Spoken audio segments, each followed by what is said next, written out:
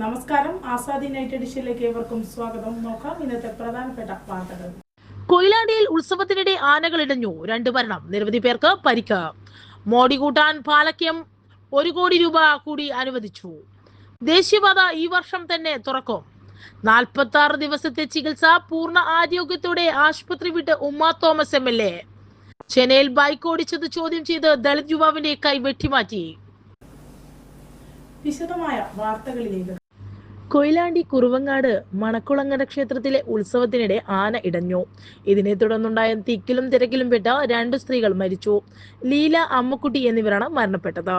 നിരവധി പേർക്ക് പരിക്കുണ്ട്. പരിക്കേറ്റവരെ കോഴിക്കോട് മെഡിക്കൽ കോളേജിലും സമീപ പ്രദേശത്തെ ആശുപത്രികളിലേക്കും മാറ്റി. ഉത്സവത്തിനിടെ 2 ആനകളാണ് ഇടഞ്ഞത്. ഒരാന മറ്റൊരാനയെ കുത്തുകയായിരുന്നു. അക്രമാസക്തരായ ആനകളെ പാപ്പാന്മാർ തളച്ചു.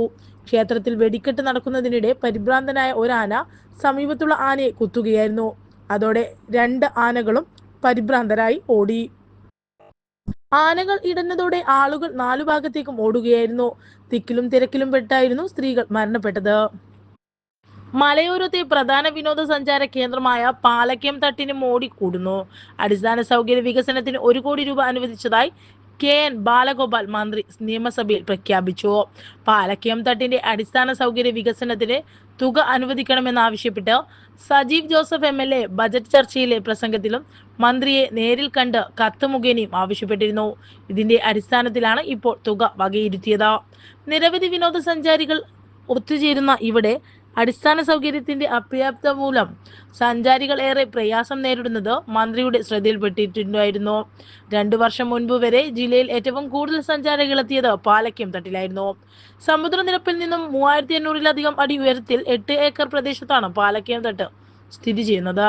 മഞ്ഞും മഴയും ചേർന്നൊരു മനോഹര കാഴ്ചകളുള്ള ഇവിടെ കഴിഞ്ഞ കുറച്ചു നാളുകളായി അടിസ്ഥാന സൗകര്യങ്ങൾ ഇല്ലാത്തതിനാലും മറ്റു വിനോദ സാമഗ്രികൾ നശിച്ചതിനാലും ആളുകൾ എത്തുന്നത് കുറഞ്ഞിരുന്നു. ഈ സാഹചര്യത്തിലാണ് ഇരിക്കൂറിലെ ടൂറിസം വികസനത്തെ മുതൽക്കൂട്ടാവുന്ന പുതിയ പ്രഖ്യാപനം വന്നത്. ഇരിക്കൂർ നിയോജക മണ്ഡലത്തിലെ ടൂറിസം വികസനം ലക്ഷ്യമാക്കി പാലക്യം തട്ട്, പൈതൽമല, കാഞ്ഞിരക്കൊല്ലി, കാപ്പിമല എന്നീ ടൂറിസം കേന്ദ്രങ്ങൾ സംയോജിപ്പിച്ചുള്ള ഇരിക്കൂർ ടൂറിസം സർക്യൂട്ട് പദ്ധതിയുടെ പ്രവർത്തനങ്ങളും ഇതോടൊപ്പം പുരോഗമിക്കുന്നുണ്ട്. പൈതൽമല, പാലക്യം തട്ട്, കാഞ്ഞിരക്കൊല്ലി, കാപ്പിമല, കല്ലാങ്കി തുടങ്ങിയ ടൂറിസം കേന്ദ്രങ്ങളിൽ അടിസ്ഥാന സൗകര്യ വികസനം ഉറപ്പുവരുത്താൻ കർമ്മ പദ്ധതികളാണ് ആദ്യഘട്ടം എന്ന നിലയിൽ നടത്തുക. വനം വകുപ്പുമായി ചേർന്നാണ് വികസന പ്രവർത്തനങ്ങൾ ആസൂത്രണം ചെയ്യുന്നത്. തമിഴ്നാട്ടിൽ ബുള്ളറ്റ് ബൈക്ക് ഓടിച്ചെന്നാരോപിച്ച് ദളിത് യുവാവിന്റെ കൈ വെട്ടിമാറ്റി. ശിവാംഗ ജില്ലയിലാണ് സംഭവം. 20 വയസ്സുകാരനായ കോളേജ് വിദ്യാർത്ഥിക്ക് നേരെയായിരുന്നു ഈ ക്രൂരത. SSC വിഭാഗത്തിൽ ഉൾപ്പെട്ട നീ എന്തിനാണ് ബുള്ളറ്റ് ഓടിക്കുന്നത് എന്ന് ചോദിച്ചായിരുന്നു ആക്രമണം.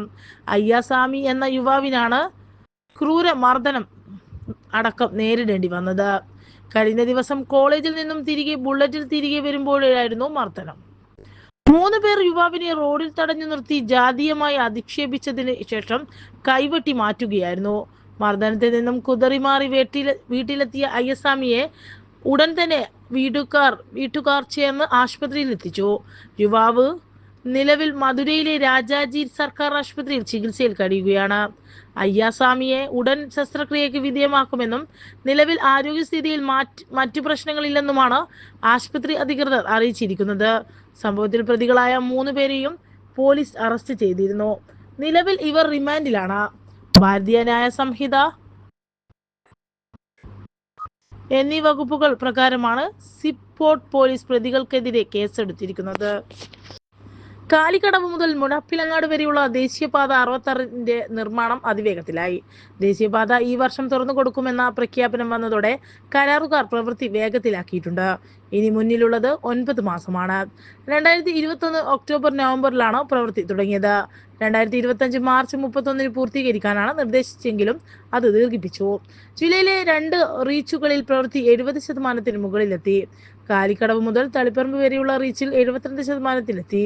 ഡിസംബർ ജനുവരി മാസങ്ങളിൽ സംസ്ഥാനത്ത് തന്നെ വേഗമേറിയ പ്രവൃത്തി നടന്നത് ഈ റീച്ചിലാണ്.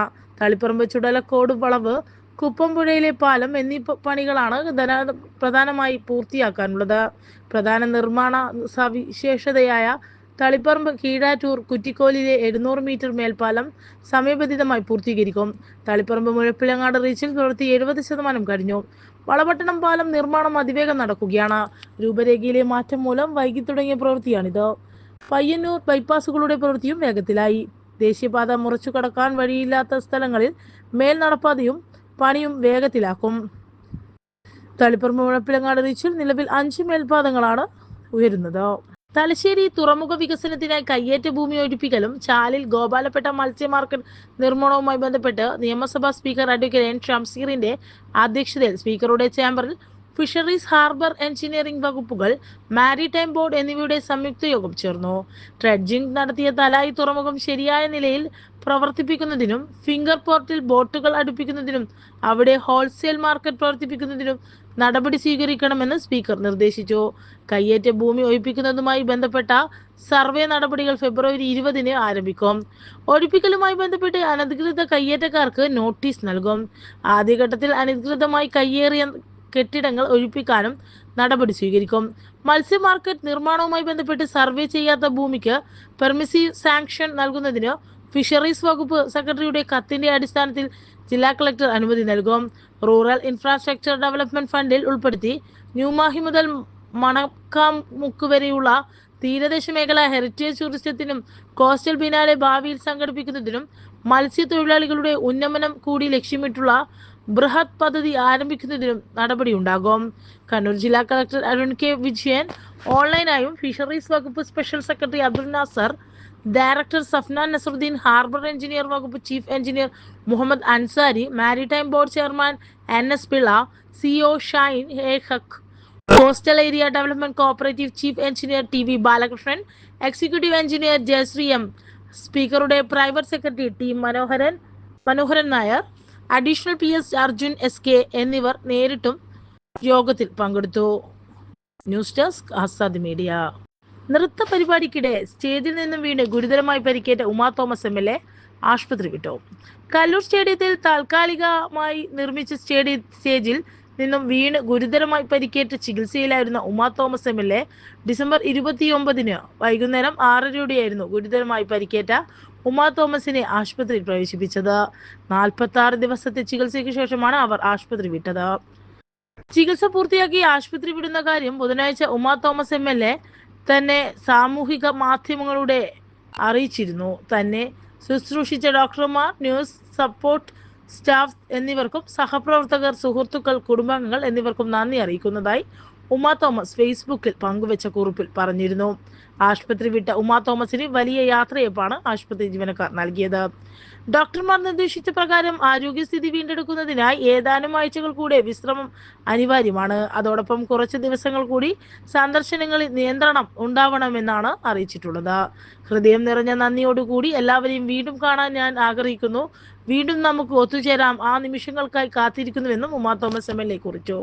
ദിവ്യ ഉണ്ണിയുടെ നേതൃത്വത്തിൽ 11,600 നർത്തകർ ചേർന്ന് അവതരിച്ച മൃദംഗനാദം ഗിന്നസ് റെക്കോർഡ് പരിപാടിക്കിടെയായിരുന്നു ഉമാ തോമസ് അശാസ്ത്രീയമായി നിർമ്മിച്ച സ്റ്റേജിൽ നിന്നും 15 അടി താഴെയുള്ള കോൺക്രീറ്റ് സ്ലാബിലേക്ക് വീണ് ഗുരുതരമായി പരിക്കേറ്റത്. ഡിസംബർ 29-ന് വൈകുന്നേരം 6:30 ഉമാ തോമസിന്റെ ആശുപത്രിയിൽ പ്രവേശിപ്പിച്ചത്. ആദ്യം വെന്റിലേറ്ററുകളിലേക്ക് മാറ്റിയ ഉമാ തോമസിന്റെ ആരോഗ്യനിലയിൽ പുരോഗതി ഉണ്ടായതിനെ തുടർന്ന് പിന്നീട് ICUവിലേക്ക് മാറ്റുകയായിരുന്നു. പാടിയിൽക്കടവ് പാലം ടെൻഡറിന് മന്ത്രിസഭ അംഗീകാരം. തൃക്കരിപ്പൂർ ഗ്രാമപഞ്ചായത്തിനെയും പയ്യന്നൂർ നഗരസഭയെയും ബന്ധിപ്പിക്കുന്ന പാടിയിൽക്കടവ് പാലം നിർമ്മാണ ടെൻഡറിന് സംസ്ഥാന മന്ത്രിസഭ അംഗീകാരം ലഭിച്ചതായി TI മധുസൂദൻ MLA അറിയിച്ചു. 2020-21 വർഷത്തെ സംസ്ഥാന ബജറ്റിൽ ഉൾപ്പെടുത്തി കണ്ണൂർ, കാസർഗോഡ് ജില്ലകളെ ബന്ധിപ്പിക്കുന്ന പാടിയിൽക്കടവ് പാലം നിർമ്മിക്കുന്നതിനായി 5.6 കോടി രൂപയുടെ ഭരണാനുമതി നേരത്തെ ലഭിച്ചിരുന്നു.